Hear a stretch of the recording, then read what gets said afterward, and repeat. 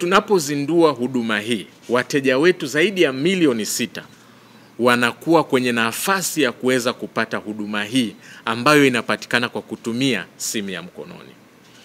Lakini hatubagui. Kwa yule ambaye bado sio mteja wa benki ya CRDB, tunamkaribisha aweze kuwa mteja wa benki ya CRDB, afungue akaunti, atumie akaunti yake kwa kuweka na kutoa fedha.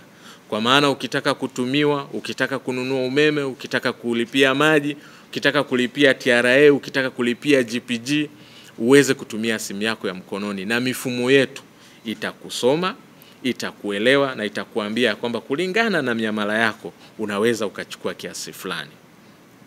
Huduma hii tunaiita Jinasue. Na najua mkurugenzi wetu wa masoko hapa ndiye chungu chetu cha fikra.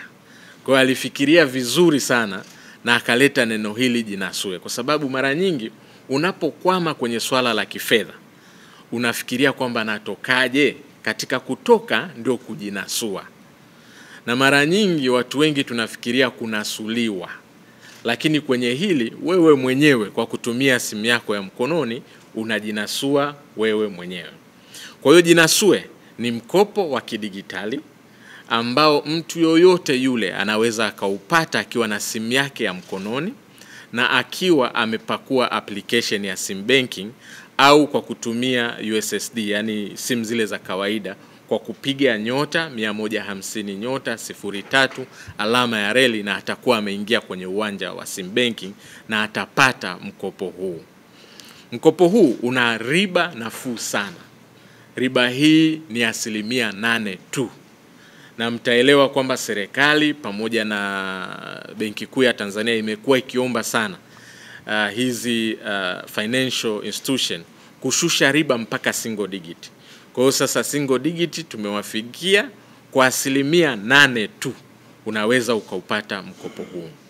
Na mkopo huu tunaanzia 1,000 mpaka milioni 1. Na mkopo huu mkumbuke hauna dhamana, wala hatutahitaji mdhamini. Mdhamini ni akaunti yako na miamala yako, na utakuwa umepata mkopo huu. Kwa Tanzania, sisi huko upande wa credit reference bureau tuna msemo mmoja tunasema reputational collateral. Tunapozungumzia reputational collateral ni ule uaminifu wako wewe wa ulipaji. Basi kama wewe ukitokea ukanufaika na hii program ya Jinasue, hii product ya Jinasue, tunakuomba hakikisha unafanya malipo yako on time au kama inavyotakiwa.